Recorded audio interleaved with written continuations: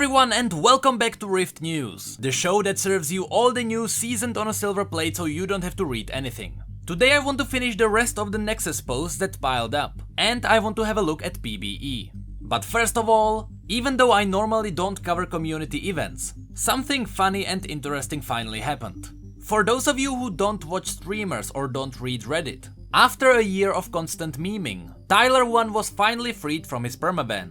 And during his first official stream, he created a brand new League of Legends viewer record. His stream got to 300,000 viewers in the first hour, and it peaked at 400,000. As someone who didn't really like his previous toxic persona, I have to confirm that Tyler has reformed, and that he learned a lot about his environment and now he is a brilliant comedian. But enough of that, let's get into PBE. All credit for all the digging goes to Surrender at 20. Patch 8.1 is now leaving PBE and is now on live servers. This is the patch that includes God Staff Jax. This means that PBE now has 8.2, which includes a lot of new content. It all started with a Lunar Revel 2018 teaser. It first appeared on the German League of Legends Twitter, and instantly everyone started speculating what skins this could include. And since it's the Chinese Year of the Dog, everyone pointed at Warwick or Nasus, with Nasus being the main candidate. Thankfully, the patch 8.2 followed closely after, so we know exactly what's happening. In the end, the lunar skins include both Nasus and Warwick, together with Lux on top of that. I honestly don't really know why Lux had to get another skin, but that's fine. Actually, KT Chaos answered this on Twitter. Originally, Warwick and Nasus were designed as the protectors of the gate, and behind that gate there was some kind of a princess. That's why Lux was picked. On top of that, other candidates either didn't fit or they had another skin planned already. This means that Aurelian Sol may be getting a new skin this year, since Aurelian Sol as a Chinese dragon had a massive potential. And the only reason why they wouldn't pick him would be if he had another project going on. All the lunar skins got bunch of chromas too, and the majority of the old lunar skins got a new chroma themed after this year's colors. The lunar event also brings in a new Baron model. And I have to say, I wish this was the new Aurelian Sol, even though this is also pretty cool. But outside of the lunar event, we got Sweetheart, Zaya and Rakan planned for this year's Valentine's Day. And of course, both the lunar event and Valentine's Day contain bunch of icons, words and emotes. Keep in mind that all of this content is planned for 8.3, and not 8.2. The only skin that is planned for 8.2 is Arctic Ops Gragas, who brings it up to the total of 6 new skins currently on PBE. But this client also brings in a new client feature. All skins will now have a description, and this is where you'll be able to find the lore of these skins. And as a bonus, it was confirmed on boards that eventually all the alternative universes will be transferred to the universe site. So eventually all the lore will be there. And finally we got 2 login screens for the launch of the 2018 season.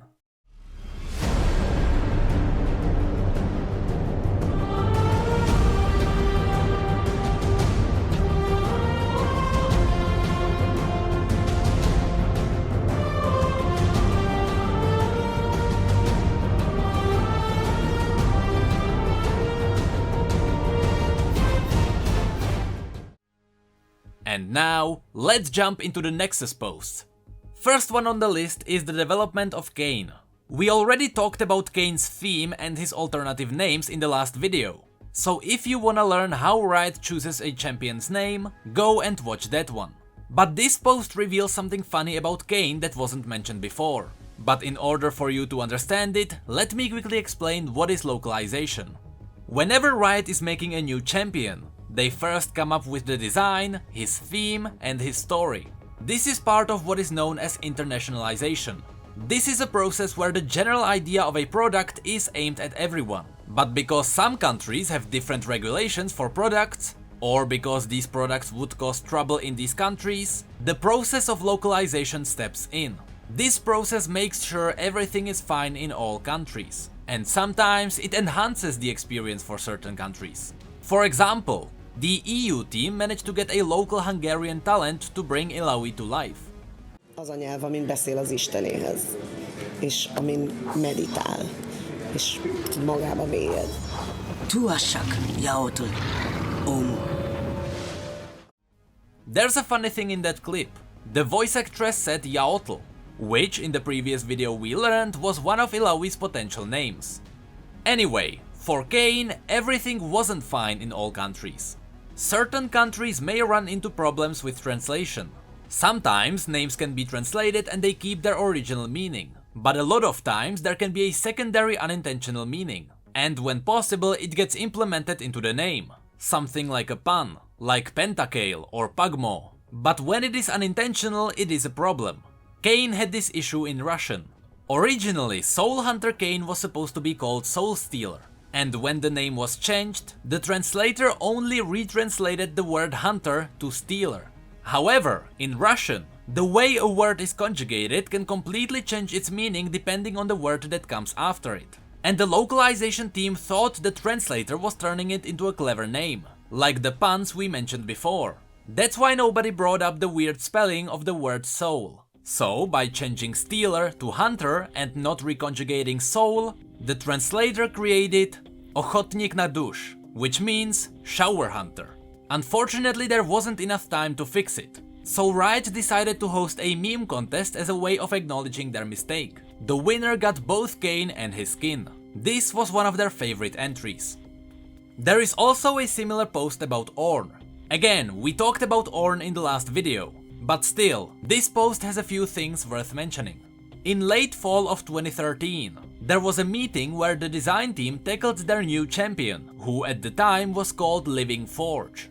Eventually, after a lot of brainstorming, one simple theme came up: make him a mobile shop. That's how the idea of Ornn crafting weapons came to be. He is a Living Forge after all.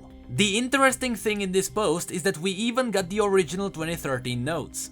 You can see that these notes are really detailed on the stats and what these abilities did. There are numbers for scaling, range and behavior. You can notice his W was described as shoot a jet of blood from its chest. Now you may be thinking, chest?